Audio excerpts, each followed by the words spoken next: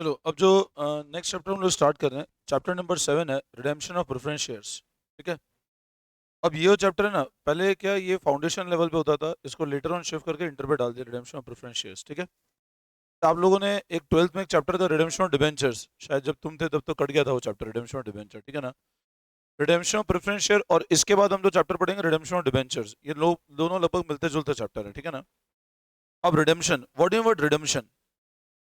Redemption होता है repay करना। रिडेम्पशन मतलब क्या होता है? रीपे करना। मान लो एक कंपनी ने प्रेफरेंस शेयर इशू किए, और तुमको ही पता है कि प्रेफरेंस शेयर जब भी कंपनी इशू करेगी, प्रेफरेंस शेयर को एक टाइम बाद क्या करना पड़ता है? अच्छा बताओ, मैक्सिमम कितने टाइम के लिए प्रेफरेंस शेयर इशू कर सकती है कोई company? Maximum what is the time?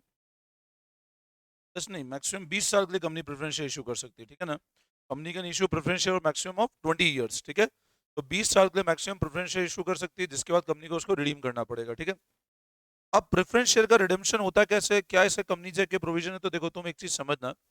सबसे पहले आप है ना समझो, जैसे मान लो 100 रुपए का प्रेफरेंस शेयर है, अजीब करो, अपन ने इशू किया जिसकी फेस वैल्यू 100 रुपए, और मान लो उसकी रिडेम्पशन प्राइस भी 100 रुपए। अब आप समझना, इशू प्राइस 100 रुपए और रिडेम्पशन प्राइस भी कितनी है? 100 रुपए। मतलब क्या रहता है? Redemption at par. और 100 का प्रेफरेंस शेयर है, मान लो रिडीम करना है 110 पे, तो कहते हैं redemption at premium. Redemption discount पे कभी नहीं होता है ना। तो 100 का प्रेफरेंस शेयर रिडीम करना है 100 पे, तो कहता है रिडेम्पशन एट पार। और 100 का प्रेफरेंस शेयर रिडीम करना है 110 पे, कहता है रिडेम्पशन एट प्रीमियम। अब यहाँ पर है ना एक चीज समझना कि रिडेम्पशन होता कैसे। ठीक है। तो पहले आप एक बार लिखो, 2-3 पॉइंट लिखो एक बार आप। देखो, the redemption of preference share means, the redemption of preference share means repayment of the amount, repayment of capital कर दो, repayment of capital back to preference shareholder.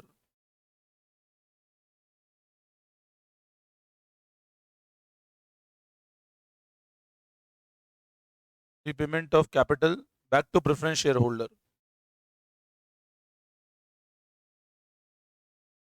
फिर लिखो, the redemption can be done, the redemption can be done by the company only if, only if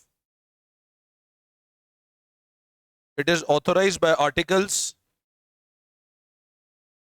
only if it is authorized by article and the shares are fully paid up,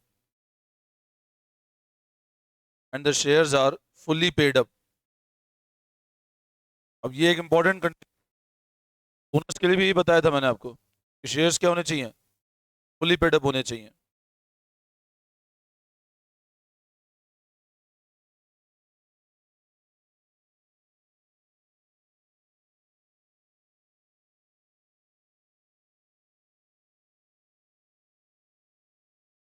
तो redemption condition क्या है कि shares कितने चाहिए बताओ?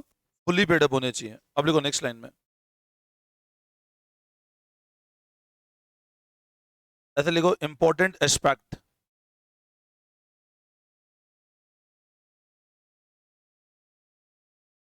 Important aspects. लिखो point number 1, money availability.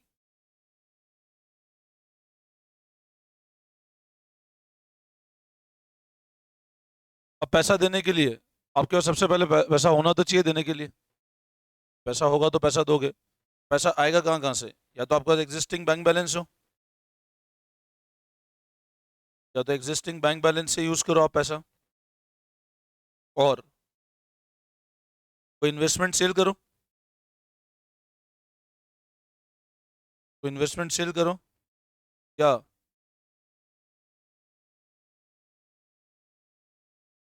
Issue करो securities. समझना इस पॉइंट को। देखो, पैसा कहाँ कहाँ से आता है? तो एग्जिस्टिंग पैसा हो, या किसी इन्वेस्टमेंट को बेचो, या फिर अब सिक्योरिटी कौन कौन सी?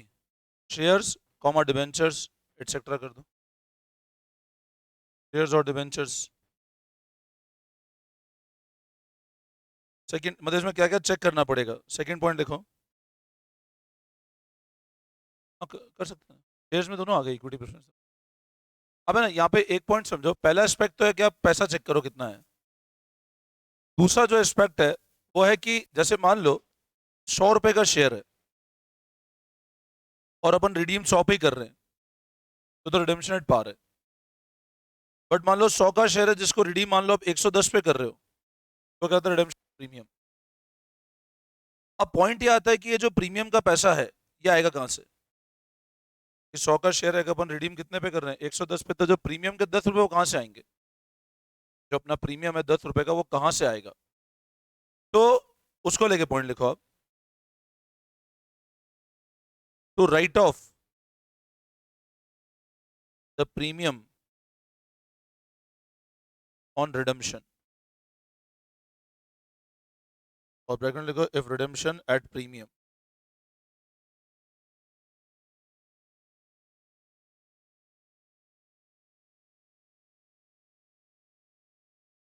उसमें पॉइंट नंबर 1 करके लिखना, प्रिस्क्राइब कंपनी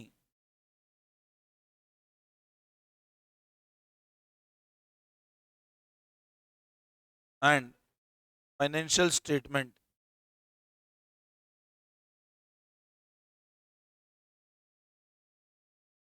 comply with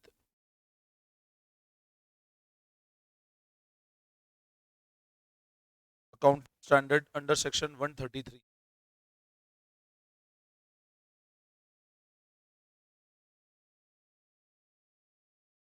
तो यहाँ लिखना आप P&L एंड जनरल रिजर्व।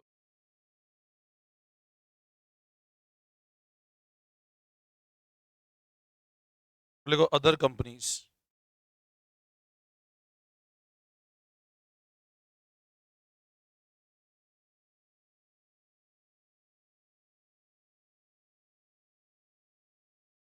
लिखो अदर कंपनीज, की पॉइंट लिखना other companies.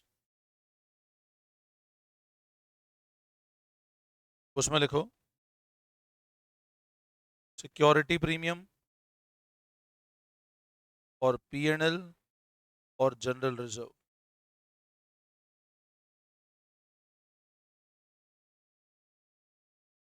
Third important aspect लिखो लीगल रिक्वायरमेंट।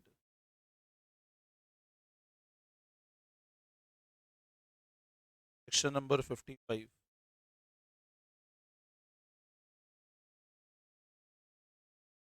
और प्रोटेक्शन ऑफ आउटसाइडर इंटरेस्ट, बाहर वालों के इंटरेस्ट को बचाने के लिए।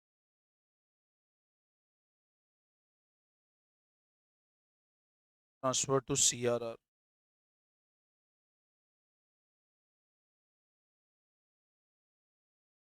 ठीक है, ट्रांसफर टू CRR।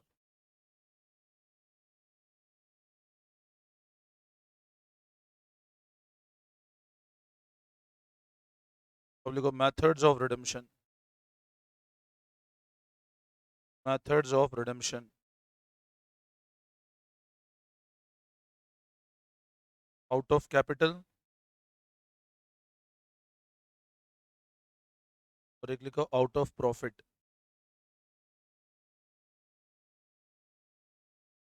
ऐसे लिखो fresh issue of shares.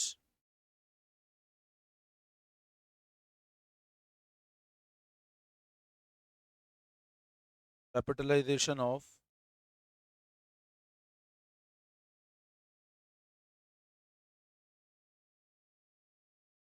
Undistributed profit.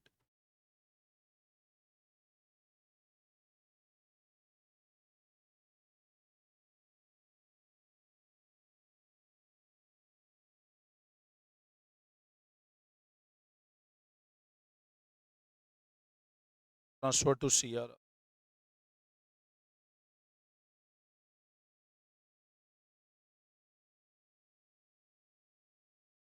Free reserve account debit to CRR। ये लिखो मेथड्स ऑफ रिडेम्पशन फटाफट। है या प्रॉफिट से हो रहा है, कैपिटल से हो रहा है तो fresh issue, out of profit हो रहा है तो कैपिटलाइजेशन का डिस्ट्रीब्यूटेड प्रॉफिट का CRR में डालो, एंट्री लिखो free reserve to CRR।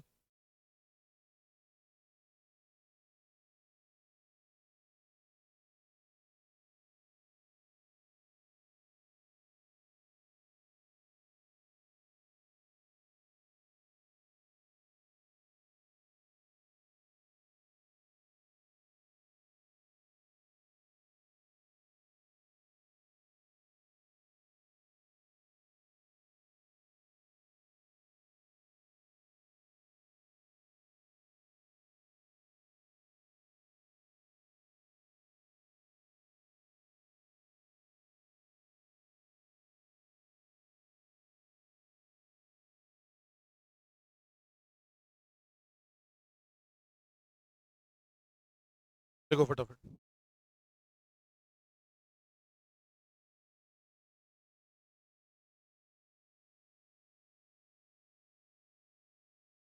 Copy में लिख,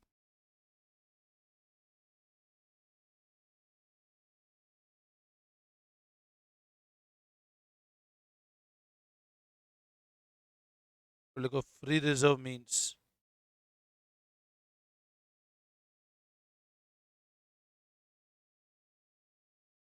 all those reserves which are freely available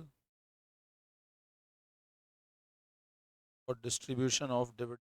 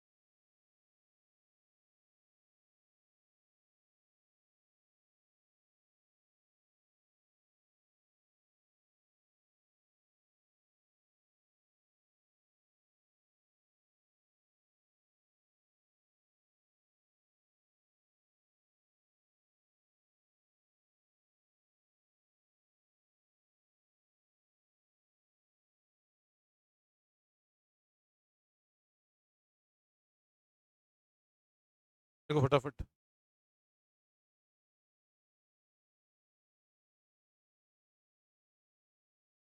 noting कर लिया? ठीक है, अब देखो मैं आपको इसके बेसिक कंसेप्ट बताता हूँ। प्रेफरेंस एग्जाम्पशन के लिए सबसे पहले चेक करेंगे पैसा कितना अवेलेबल है। अब पैसा ऑलरेडी तीन चीज़ों पर डिपेंड करेगा, एग्जिस्टिंग पैसा है कि नहीं, वो नहीं है तो कोई इन्वेस्टमेंट बेचो या नई सिक्योरिटी लेकर आओ मार्केट से। ठीक है, अब जो प्रीमियम है रिडेम्पशन पे, अगर रिडेम्पशन किस पे है, प्रीमियम पे, तो अगर वो प्रिस्क्राइब कंपनी और फाइनेंशियल स्टेटमेंट कंप्लाई कर रहे हैं किससे, अकाउंटिंग स्टैंडर्ड अंडर सेक्शन 133, तो आप जो प्रीमियम का अमाउंट है 100 का अपन रिडेम्पशन कितने पे किया मान लो, तो जो 10 रुपए प्रीमियम है, ये प्रीमियम आप P&L और जनरल रिजर्व से यूज कर सकते हो। तो प्रीमियम अपन पे कर रहे हो उसका सोर्स कहाँ से आएगा, या तो P&L या, लेकिन मान लो इसके अलावा कोई और कंपनी है तो सिक्योरिटी प्रीमियम P&L या जनरल रिजर्व। ठीक है, जब कंपनीज एक्ट का सेक्शन 133 आपको कंपनीज दिख जाएगी। ठीक है, बट अपने को याद करने की जरूरत है नहीं वो। ठीक है, यहाँ पे इंस्टीट्यूट का एग्जाम्पशन चलता है, आपको क्वेश्चंस में गिवन होगा हर जगह। ठीक है ना। अब लीगल रिक्वायरमेंट सेक्शन 55 की, ये वाला पॉइंट मैं बाद में समझाता हूँ, पहले थोड़ा सा मैं स्टडी मटेरियल से आपको पढ़वाता हूँ। देखो सबसे पहले देखो सेक्शन 52 ऑफ कंपनीज एक्ट, आप लोगों ने क्लास 12 में पढ़ा था सिक्योरिटी प्रीमियम का क्या क्या यूसेज होता है। Provide that security premium account may be applied by the company. अब कहाँ कहाँ यूज कर सकती है, ये कुछ स्पेसिफिक यूसेज है, ऑलरेडी तुम क्लास 12 के अंदर पढ़ चुके हो। To be issued as a fully paid bonus security, premium expense write off करने के लिए, एक्सपेंस कमीशन डिस्काउंट अगर अपन ने दिया किसी सिक्योरिटी के उसको राइट ऑफ करने के लिए। टी पॉइंट पढ़ना, to provide for premium on redemption of redeemer preference share और डिबेंचर। मतलब आप डिबेंचर या प्रेफरेंस शेयर को अगर रिडीम करते हो तो आप किसको यूज कर सकते हो बताओ, और हमको रिडीम यूज कर सकते हो। सेक्शन 52 क्या बोल रहा है कि अगर आपको जो प्रीमियम देना है प्रेफरेंस शेयर के रिडेम्पशन पे, जो प्रीमियम देना है वो प्रेफरेंस शेयर के रिडेम्पशन में जो प्रीमियम देते हो ना, वो प्रीमियम आप कहां से प्रोवाइड कर सकते हो, प्रीमियम आप प्रोवाइड कर सकते हो सिक्योरिटी प्रीमियम से। या परचेज ऑफ ओन शेयर और अदर सिक्योरिटी बायबैक के लिए भी यूज हो सकता है सिक्योरिटी प्रीमियम। लेकिन वापस यहाँ पे क्या लिखा है, नोट पढ़ो। Certain class of company whose financial statement comply with accounting standard as prescribed under section 133 of Companies Act। कुछ स्पेसिफिक क्लास ऑफ कंपनी जिनका अकाउंटिंग स्टैंडर्ड कंप्लाई करता है सेक्शन 133 से, can't use security premium for this purpose, वो security premium use नहीं कर सकती है। मतलब हुआ क्या, कंपनी जो सेक्शन 133 से कंप्लाई कर रही है और फाइनेंशियल स्टेटमेंट अकाउंटिंग स्टैंडर्ड के हिसाब से, वो सिक्योरिटी प्रीमियम को यूज नहीं करेगी इस पर्टिकुलर पर्पस के लिए, ये ध्यान रख लेना। मतलब जो अपन प्रीमियम दे रहे हैं ना, वो रिडेम्पशन पे प्रीमियम के लिए आप सिक्योरिटी प्रीमियम को यूज नहीं कर सकते। कौन सी, ये क्लास ऑफ कंपनी यूज नहीं कर सकती है, ठीक है। अब इसमें है ना, इंस्टीट्यूट का एक बाय डिफॉल्ट अजम्पशन चलता है, मैं आपको अजम्पशन पहले पढ़ा देता हूं एक बार, देखो नोट पढ़ना, पेज नंबर आपको गिवन है 7.6 पे। All the question in this chapter have been solved on the basis that the companies referred in question are governed by section 133 of Companies Act and comply with accounting standard prescribed for them। मतलब ये presumption है, आप exam में भी करो तो आपको ये सिर्फ लिख देना है कि वी हैव अज्यूम कंपनी में क्या माना, सेक्शन 133 कंप्लाई कर रही है और अकाउंटिंग स्टैंडर्ड के थ्रू जा रही है। लेकिन इस चैप्टर में सारे क्वेश्चन ये मानते हुए सॉल्व करें कंपनी वही वाली जो फाइनेंशियल स्टेटमेंट कंप्लाई कर रही है। अब मेरे को बताओ, अगर सारे क्वेश्चन यही मानते हुए सॉल्व करें तो बताओ क्या वो सिक्योरिटी प्रीमियम यूज करेगी? क्या वो नहीं करेगी प्रीमियम के लिए। Accordingly, the balance in security premium account has not been utilized for the purpose of premium payable redemption of preference share। मतलब जो सिक्योरिटी में बैलेंस है उसको यूज नहीं किया है, ठीक है सर। अब आगे देखो, any other way except the above prescribed way in which security premium account is utilized will be in contravention of the। बोलो आई बात समझ में आता?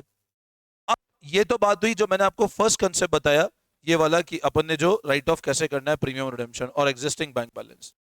अब अगला पॉइंट क्या आता है कि लीगल रिक्वायरमेंट क्या है सेक्शन नंबर 55 की। तो लीगल रिक्वायरमेंट है कि प्रोटेक्ट करो इंटरेस्ट किसका, आउटसाइडर का, और वहां क्या ट्रांसफर करो, टीआरआर। टीआरआर क्यों बनाते हैं, देखो समझना, एक सिंपल लॉजिक समझो। देखो आज जैसे मान लो एक कंपनी है, उसके पास क्रेडिटर्स हैं 100 के, डिबेंचर है 150 के, प्रेफरेंस कैपिटल है मान लो 200 का, और इक्विटी कैपिटल है मान लो 100 का। ये कंपनी की सिचुएशन है। अब आप मेरे को एक बात बताओ, अगर कंपनी अपन ने चैप्टर पढ़ा था, फॉर्मेट, अब उस फॉर्मेट के अंदर बताओ सबसे पहले अपन लोग क्रेडिटर डिबेंचर को पे करते थे या प्रेफरेंस, क्रेडिटर और डिबेंचर को, मतलब पहले डिबेंचर को होता था फ्लोटिंग चार्ज, फिर अनसिक्योर्ड क्रेडिटर, ऐसे होता था।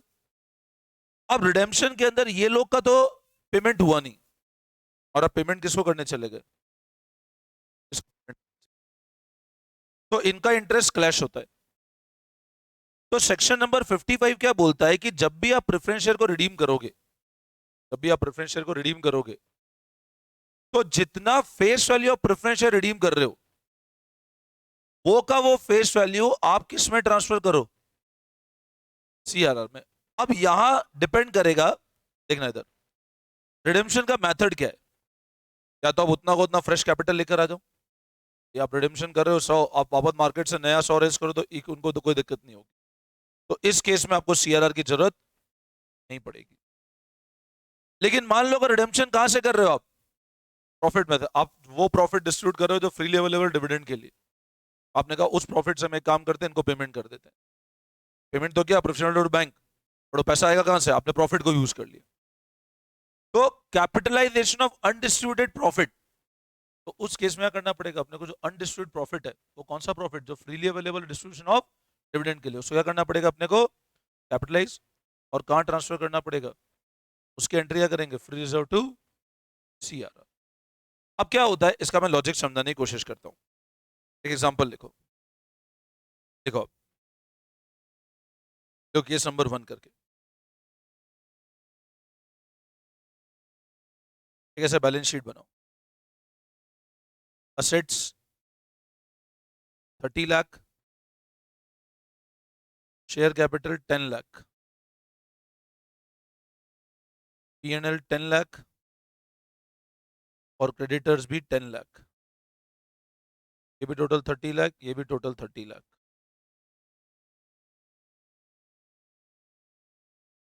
हाउ मेनी टाइम्स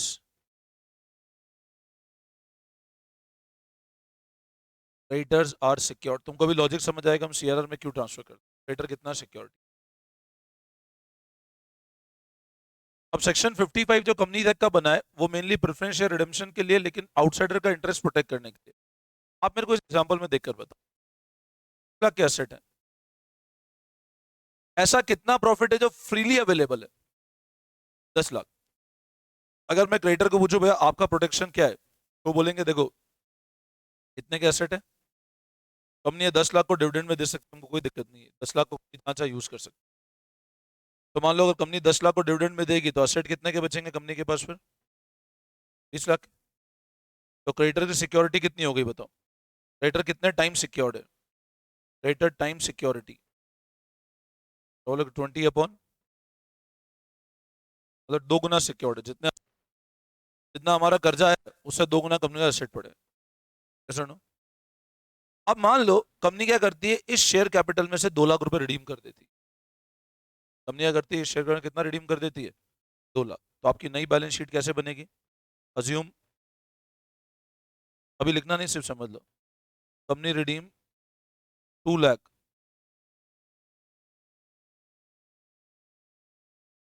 तो आपकी नई बैलेंस शीट कैसे आ जाएगी बताओ, 8 लाख का, ठीक है। एक सेकंड, ठीक है। फिर आगे लिखना case number 2, assume company redeem 2 lakh in above share capital without CRR. मतलब कंपनी रिडीम करती है और क्या क्रिएट नहीं करती है, सीआरआर क्रिएट नहीं करती। इसी में आगे मतलब इसी का एक्सटेंशन केस है, केस नंबर 2 तो नहीं, इसी का एक्सटेंशन है वो, है ना। अब आप मेरे को एक बात बताओ, इधर देखना, अगर कंपनी रिडीम करती है और सीआरआर नहीं बनाती तो शेयर कैपिटल कितना रह जाएगा, 8 लाख। और कंपनी मान लो प्रॉफिट से रिडीम कर दिया तो पीएनएल कितना रह जाएगा, 8 लाख। पीएनएल कितना रह जाता है, 8 लाख। पीएनएल तो वही सेम 10 लाख, सॉरी। और असेट कितना रह जाएंगे इधर, 28 लाख। क्रेडिटर्स कितने हैं, मैं अभी केस बना रहा हूँ, सीआरआर नहीं बनाया इसलिए 8 लाख 10 लाख ही लिया मैंने, अब कुछ नहीं किया सीआरआर को लेकर, बेचे और उनको पेमेंट कर दिया। अब करके अब मैं अगर क्रेडिटर की सिक्योरिटी चेक करता हूँ तो आप मेरे को बताओ असेट अब कितने, अब क्रेडिटर क्या बोलेंगे भाई कितने ऐसे एसेट कंपनी डिविडेंड में दे सकती है, नहीं बचेंगे एसेट तो, 10 लाख तो कंपनी बोलेगी हम डिविडेंड बांट देंगे। मैंने क्या नहीं बनाए इसलिए उसको 8 लाख नहीं लेके 10 लाख लिया। अब कंपनी के बाद मान लो कंपनी डिविडेंड देना चाहे, कंपनी बोलेगी प्रॉफिट 10 लाख का पड़ा है, 28 में 8, 2 लाख तो पेमेंट कर दिया, 28 10 लाख दो, कितना बचा, 18 लाख। अब बताओ अब क्रेडिटर की सिक्योरिटी कितनी हुई, तो क्रेडिटर की सिक्योरिटी अब कितनी होती है, तो बोलेगा 18 अपॉन कितना आता है, 1.8 टाइम। तो देखो सिक्योरिटी गिर गई भाई, पहले जाओ 2 गुना सिक्योर था उनका पैसा, अब कितना रह गया, 1.8 टाइम।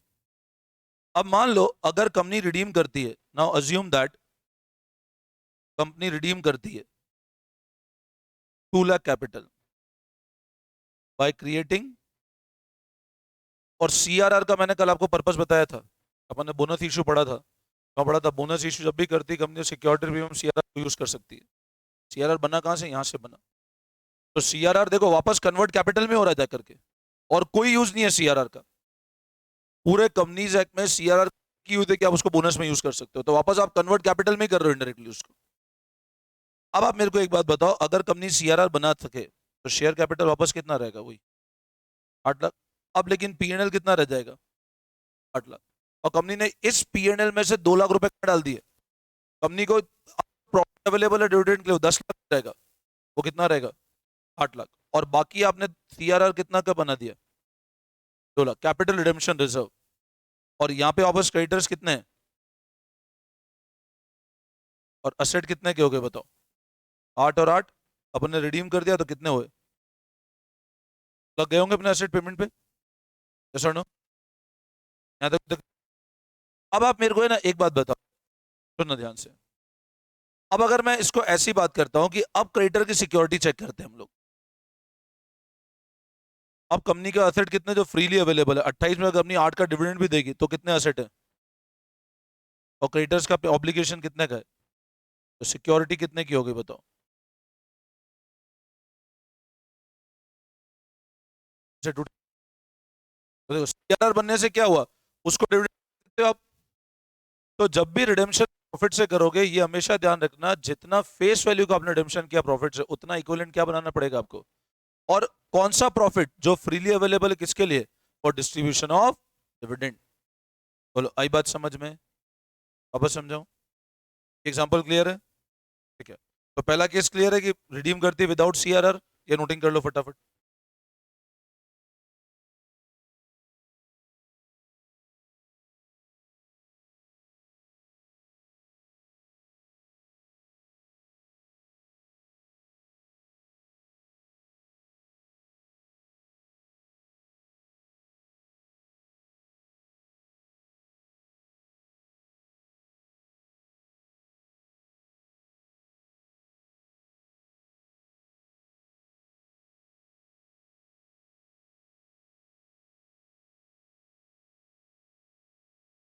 क्रेडिटर की सिक्योरिटी पहले,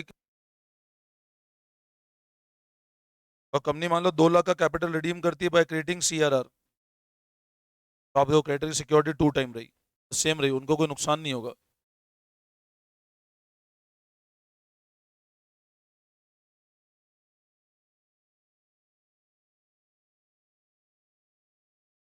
ये 8 लाख कौन से ले सके जो फ्रीली अवेलेबल डिविडेंड के लिए, डिविडेंड भी बांट देगी तो भी असेट 20 लाख के बचे हैं कंपनी के।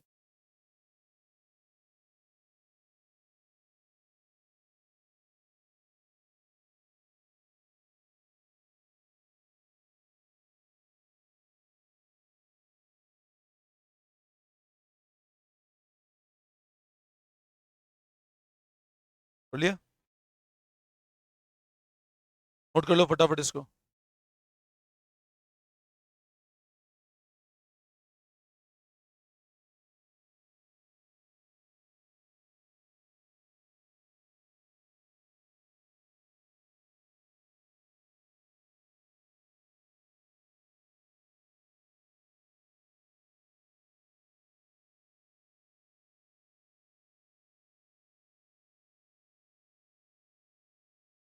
बोलिए कॉपी, अब ध्यान देंगे, देखो आगे। तो आप ऊपर देखना जो मैं नोटिंग कराई थी आप लोगों को, देखो इधर, अगर आउट ऑफ कैपिटल किया तो दिक्कत नहीं, यहाँ फ्रेश कैपिटल लेकर आ गए हो, प्रॉफिट को यूज किया ही नहीं आपने। लेकिन अगर आपने कहां से किया, प्रॉफिट को यूज कर लिया रिडेम्पशन के लिए, तो कैपिटलाइजेशन अनडिस्ट्रीब्यूटेड प्रॉफिट करना पड़ेगा, और कहां ट्रांसफर करना पड़ेगा, एंट्री बनेगी फ्री रिजर्व टू सीआरआर। अब कितना ट्रांसफर करना है, जितना फेस वैल्यू रिडीम किया माइनस जितना face value of share newly issued, मान लो रिडीम किया 5 लाख का, न्यूली इशूड 2 लाख का ही किया। फेस वैल्यू बोल रहा हूं मैं, यहाँ पे प्रीमियम नहीं बोल रहा हूँ। 5 लाख रुपए का फेस वैल्यू रिडीम किया और मान लो 2 लाख का ही फेस वैल्यू इशू किया, तो कितना सीआरआर, मतलब बाकी प्रॉफिट से हुआ, तो सीआरआर कितना डालना है अपने को, 3 लाख का। अच्छा, यहाँ ये ध्यान रखना, यहाँ पे न्यूली इशू क्या हो सकते हैं, सिर्फ डिबेंचर अलाउ नहीं किया, डिबेंचर कोई आउटसाइडर ही है। तो और CRR can be use only for bonus, तो लिखवाया, तो ये तो मतलब which are freely available for distribute dividend, ये एग्जांपल है। और CRR can be use only for issuing fully paid bonus share, no other purpose in the companies act. बोलो आई बात समझ में, कोई डाउट, क्लियर है बिल्कुल। अब देखते हैं, देखो हम,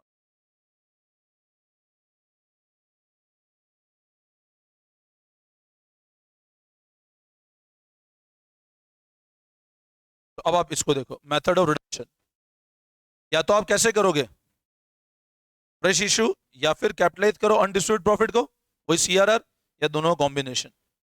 ये पॉइंट ध्यान रखना, अगर कंपनी ऐसी है जो इससे कंप्लाई कर रही है, तो अपने को प्रीमियम को यूज नहीं करना फिर। और हमेशा अपन कंडीशन यही मानेंगे कंपनी वही है तो प्रीमियम यूज नहीं करना अनलेस स्पेसिफाइड हो, ठीक है ना। फिर अब ये तो बेसिक सारे कंसेप्ट बता दो, इंट्रोडक्शन पार्ट ये तो मैं बता चुका हूँ आपको, ये भी सब ठीक है, ये provision.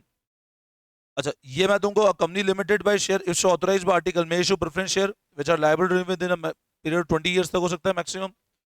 No share can be redeem except out of divisible profit which would otherwise be available for distribution dividend, मतलब आप रिडेम्पशन सिर्फ उसी प्रॉफिट से कर सकते हो, किसके लिए अवेलेबल है, डिविडेंड के लिए। बाकी और ऐसा नहीं, रिवैल्यूएशन रिजर्व यूज कर लिया, कैपिटल रिजर्व यूज कर लिया, वो यूज नहीं करोगे।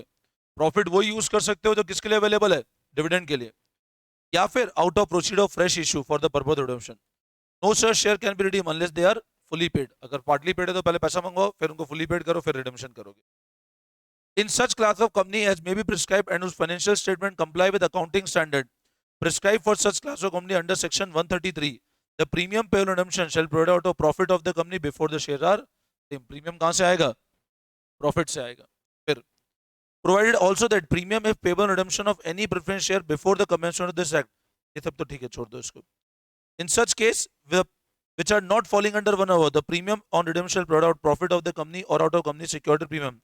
तो अगर उसके अलावा कोई केस है तो आप प्रॉफिट में दे दो या सिक्योरिटी, दोनों में से दे सकते हो। ठीक है, ये मैं तुमको बता ही चुका हूँ वही चीज। अच्छा, ये बात मैंने भी बताया, proceed from issue of debenture use नहीं कर सकते आप, सिर्फ किसको यूज कर सकते हो? शेयर्स को। ये रीजन भी बता चुका हूँ, न्यू इक्विटी शेयर के इशू करना है, क्रेडिटर्स का इंटरेस्ट प्रोटेक्ट हो जाए, है ना। अब जर्नल एंट्री पढ़ो। नए share issue to share capital, premium पे इशू किया तो टू सिक्योरिटी प्रीमियम आ जाएगा। रिडेम्पशन करना है तो capital to preference share holder, redemption premium pay करना है तो टू प्रेफरेंस शेयर होल्डर। समझ आ रहा है? प्रीमियम की लाइबिलिटी आप पहले ही बना चुके होंगे इशू पे, अब कैंसिल करना है उस लाइबिलिटी को। प्रीमियम की लाइबिलिटी पहले ही बन चुकी होगी ना, अब कैंसिल करना है। फिर जब पेमेंट किया टू बैंक और प्रीमियम एडजस्टमेंट करना है P&L टू। आई बात समझ में? क्वेश्चन देखते हैं। Hinduja company limited as 5,008% redeemable preference share 100 each. कितने का फेस वैल्यू है? 5 लाख का। The company decide to redeem these preference share at par by issuing sufficient number of equities ₹10 each fully paid up at par. अब कितना redeem करना है बताओ? 5 लाख। तो अपने वापस फ्रेश कैपिटल कितने का चाहिए? 5 लाख कैपिटल चाहिए। वापस फ्रेश कैपिटल कितने का चाहिए? 5 लाख का। You required to pass necessary including cash transaction. अब यहाँ तुमको शेयर्स गिवन नहीं कितने इशू करने, 50,000 शेयर, 5 लाख अपॉन 10, 50,000 शेयर नहीं इशू करेंगे तो bank to share capital 350,000 equity share पर प्रेफरेंस और preference holder to preference holder, preference holder to bank. बोलो कोई डाउट इन 3 एंट्रीज में? C limited at 10,000 10% preference share ₹100 each fully paid.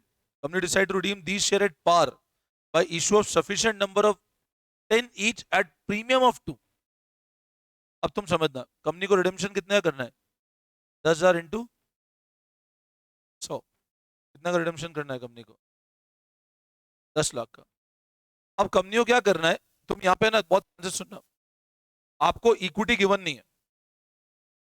अब आप चाहते हो कि वापस जब नया इक्विटी हो तो कैपिटल कितना बन जाना चाहिए बताओ? 10 लाख का दोबारा कैपिटल चाहिए। तो अगर आप नंबर ऑफ इक्विटी शेयर निकालते हो, कितने फ्रेश इशू करेंगे? आपने मान लो number of new equity share निकाले और आपने इस 10 लाख को किससे डिवाइड कर दिया? मान लो 12 से। 10 लाख अगर 12 से डिवाइड करते हो, करो कितना आता है? 10 लाख अपन 12 करो, कितना आ रहा है? वो पॉइंट्स में आ रहा है। मान लो अगर वो पूरा फिगर भी आता तो आप बताओ कैपिटल वापस 10 लाख थी क्या? 2 रुपए तो सिक्योरिटी में चल जाते ना। अपना ये पर्पज है कि फ्रेश इशू के बाद कैपिटल कितनी बननी चाहिए? मतलब 10 लाख। तो आप नंबर ऑफ शेयर कितने इशू करने पड़ेंगे अपने को? 10 लाख किससे डिवाइड करोगे? 12 से मत करना। तो 2 रुपए जो एक्स्ट्रा आएगा वो प्रीमियम में जाएगा, तो टोटल पैसा आएगा कितना? आप समझे बात को? टोटल 10 लाख तो सिक्योरिटी में 2 लाख। यस और नो? आई बात समझ में? बोलो। फिर 10% 10 लाख तो preference share, preference holder to bank. बोलो कोई डाउट? अगला केस देखो, कराऊंगे कॉपी में, समझ आ गया? अगला देखो, 9,000 10% प्रेफरेंस 10 रुपए का तो 90,000 का कैपिटल हो गया।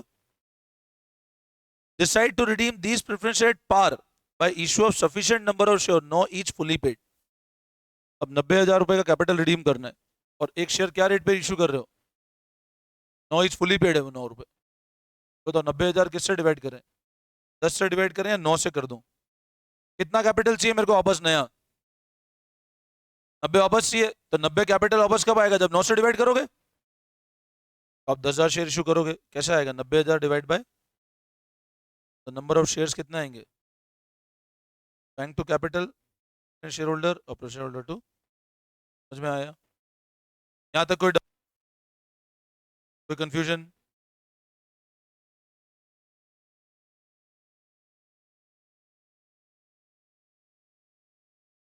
चलो मैं आपको एक केस लिखाता हूँ, देखो एग्जांपल लिखो एक और, लिखो नेक्स्ट केस लिखो, कंडीशन ऑन रिजर्व। केस में लिखना कंडीशन ऑफ रिजर्व।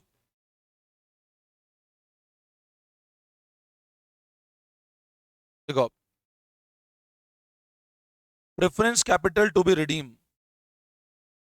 देखो preference capital to be redeem,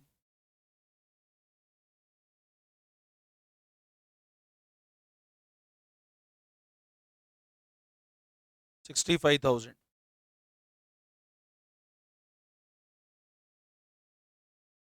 premium on redemption 10%।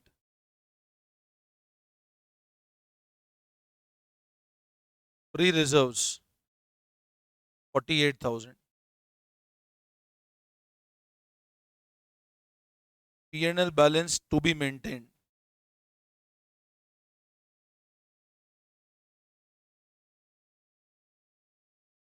$15,000।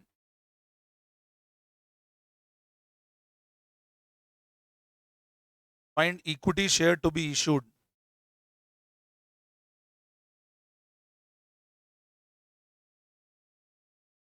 face value 50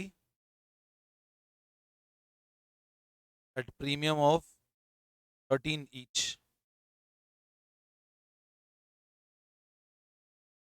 अब कितना शेयर अपने को इशू करना है? फेस वैल्यू 50 रुपए और प्रीमियम कितना होते हैं रुपए? बताओ कितना प्रेफरेंस कैपिटल रिडीम करना है और कितना रिडेम्पशन प्रीमियम देना है? अब क्वेश्चन ये बोल रहा है आपको कितना करना है। अगर फेस वैल्यू 50 रुपए और प्रीमियम कितना है? अच्छा मेरे को एक अपन क्या मानेंगे, कंपनी कौन सी है? अंडर सेक्शन 133 वाली है, मतलब जो अगर प्रेफरेंस शेयर में प्रीमियम है वो P&L से जाएगा। तो आप मेरे को ना सबसे बताओ CRR के अंदर, अब सुनना मेरी बात, डायरेक्ट नहीं होगा तुमसे, ध्यान देना। 48,000 का फ्री रिजर्व है, उस 48,000 में आप इक्विटी शेयर, देखो आप अननेसेसरी इक्विटी शेयर इशू नहीं करना चाहोगे। आप पहले P&L मेंटेन करना है, 15,000 पहले निकालो, CRR में कितना डालना है हमको। अब 48,000 में मेरे को एक बात बताओ, 65,000 पे कितना रिडेम्पशन देना है अपने को? 10%। तो कितना रिडीम करना है अपने को? तो 48 में 6.5 तो वहां जाएगा अपना। कितना मेंटेन करके चलना है अपने को? 48,000 फ्री रिजर्व है। आप फ्री तो मैक्सिमम कितना यूज कर पाओगे कैपिटल के लिए? मैं बोलता हूँ भैया CR, आप देखो सुनना मेरी बात, वो कितने इक्विटी शेयर इशू करने हैं? 50 रुपए की फेस वैल्यू, कितने प्रीमियम पे? अब आप कॉम्बिनेशन दो के थ्रू करना चाहते हो, एक तो इक्विटी और एक CR आउट ऑफ प्रॉफिट। अब मैं सबसे पहले निकाल लेता हूं, मेरे को ये पता होना चाहिए ना कि कितना रिडीम करना है। तो आप बोलोगे सर रिडीम करना 65,000 तो कैपिटल है और 6,500 का प्रीमियम देना है। अब ये जो 65,000 है ये दो तरीके से आ सकता है, या तो प्रॉफिट से है या नई इशू से है। अब इस 65,000 में मैं मैक्सिमम कितना प्रॉफिट यूज कर पाऊंगा पहले वो देख लो, तो बाकी जो बैलेंस हो इक्विटी लेना है मेरे को। अब आप मेरे को एक बात बताओ, 48,000 रुपए का अपना फ्री रिजर्व अवेलेबल है। क्वेश्चन बोल रहा है आपको कितना मेंटेन करना है रिडेम्पशन के बाद भी? 15,000 आपको रखने हैं बैलेंस, मतलब चाहते हो भाई 48,000 15 और यूज हो जाए, 15 आपके पास मेंटेन होने चाहिए। और 65,000 के कैपिटल पे रिडेम्पशन का प्रीमियम कितना देना है? तो सर 6.5 का हमको प्रीमियम देना है, मतलब अपन बताओ इतना CRR में डाल सकते हैं मैक्सिमम। तो लिखो आप maximum amount to CRR, maximum profit कितना यूज कर सकते हैं? Maximum profit that can be use.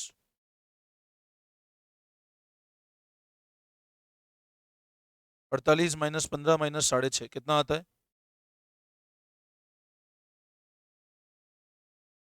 क्या है? 26,500। मतलब CRR के अंदर मैक्सिमम कितना पैसा यूज कर सकते हैं? आउट ऑफ प्रॉफिट आप 26,500 से ऊपर नहीं यूज कर पाओगे। तो अब बताओ बाकी कहां से लेना रहा? इक्विटी से। तो अब ये 26,500 आपने CRR में डाला, तो लिखो अब value of equity share to be issued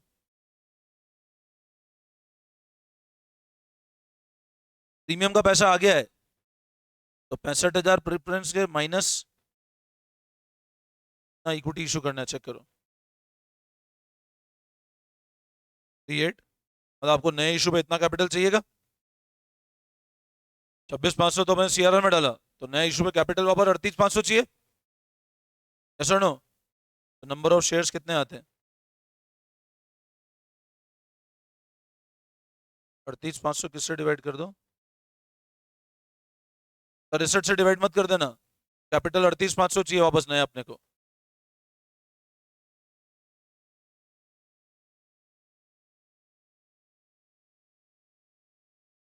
अच्छा मान लो अगर फेस वैल्यू लेट से 45 होती, तो 38,500 किससे डिवाइड कर रहे होते, तो निकालो कितना आता है।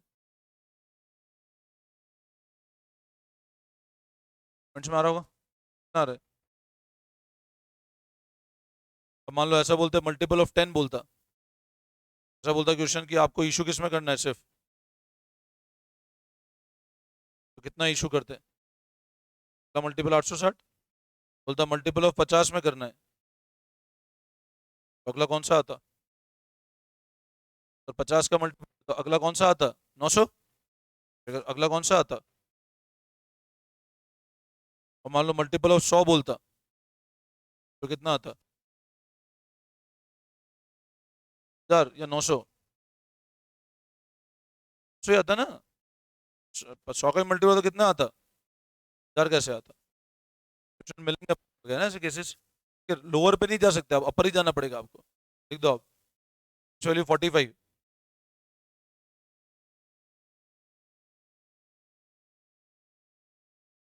इस value 45, maximum number of share 8, multiple of 10 तो 860 शेयर, 50 तो 900 शेयर, और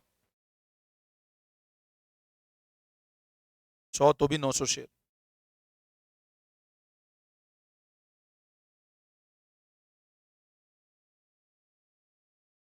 समझ में आया? बोलो।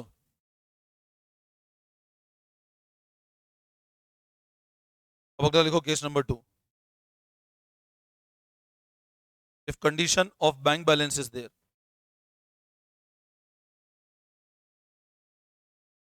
कंडीशन मान लो बैंक बैलेंस की हो, तो लिखो आप, थोड़ा स्पीड में लिखना है ना। Preference share capital to be redeem 2 lakh at 10% premium,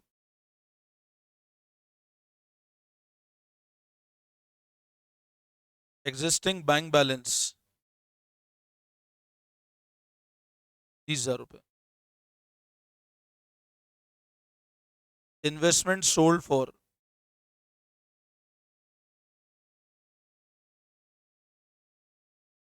27,500,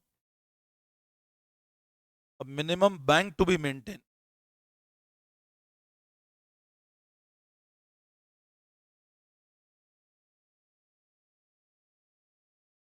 15,000, find equity to be issued if face value 10 at premium 25%। अब यहाँ कंडीशन बच्चों बैंक बैलेंस की है।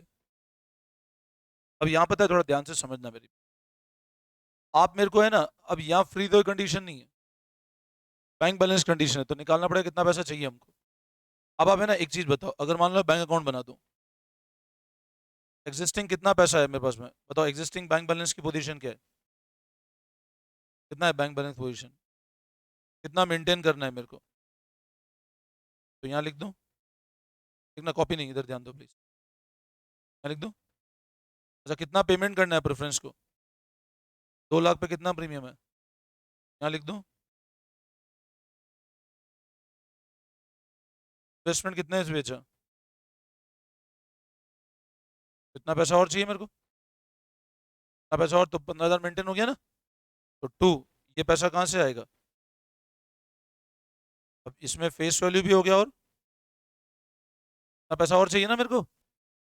अब यहाँ कैपिटल की कंडीशन नहीं है, यहाँ पैसा अपना कंडीशन है बैंक की, कितना है बताओ।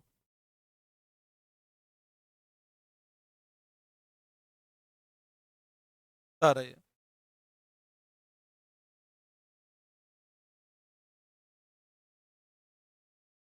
187। कितना पैसा चाहिए मेरे को? नंबर ऑफ शेयर्स कितने आ जाएंगे बताओ? अब यहाँ फेस वैल्यू डिवाइड मत करना। 15,000 शेयर मेरे को इशू करने पड़े। एक बार समझ में? बाकी पैसा सीआरआर से आएगा। ज़्यादा तो शेयर आएंगे। अब बताओ सीआरआर से कितना आएगा? भाई आप एक बात बताओ, इस केस में शेयर की कंडीशन पहले आ गई, तो सीआरआर से कितना पैसा लेना पड़ेगा हमको? प्रेफरेंस कितना रिडीम करना है आप चेक करो ना। 2 लाख का कैपिटल रिडीम करना है। और इक्विटी कितनी, फेस वैल्यू क्या है? तो face value of new share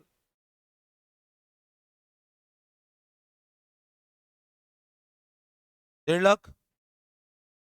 और कैपिटल रिडीम कितने का करना है अपने को? तो सीआरआर मतलब आउट ऑफ प्रॉफिट कितने की जरूरत पड़ेगी हमको? ना आउट ऑफ प्रॉफिट से लेना पड़ेगा ना पैसा प्रॉफिट से निकालना पड़ेगा। या सुनो, देखो आप सीआरआर रिक्वायर्ड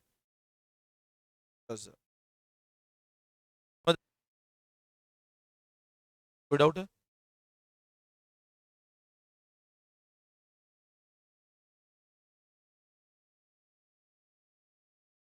ये बैंक वाली कंडीशन है। पैसा चाहिए 1,87,500 था। 12.5 का शेयर था तो 15,000 शेयर लाना पड़ेंगे मार्केट से। 15,000 से 1.5 लाख कैपिटल लाना पड़ेगा। 2 लाख का रिडीम कर 1.5 लाख कैपिटल आया तो 50,000 तो मेरे को आउट ऑफ प्रॉफिट निकालना पड़ेगा ना। समझ आया?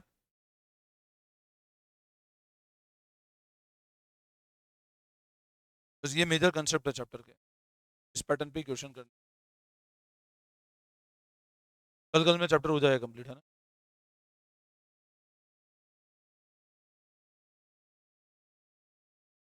आपको बस यही कैलकुलेशन समझनी है इसके अंदर। एक तरफ सीआरआर में कितना डाल के इक्विटी कितना निकालना है, और बैंक के थ्रू गिवन है तो ऐसे निकालना है। कर लिया? ठीक है, बस यही एंड करते हैं।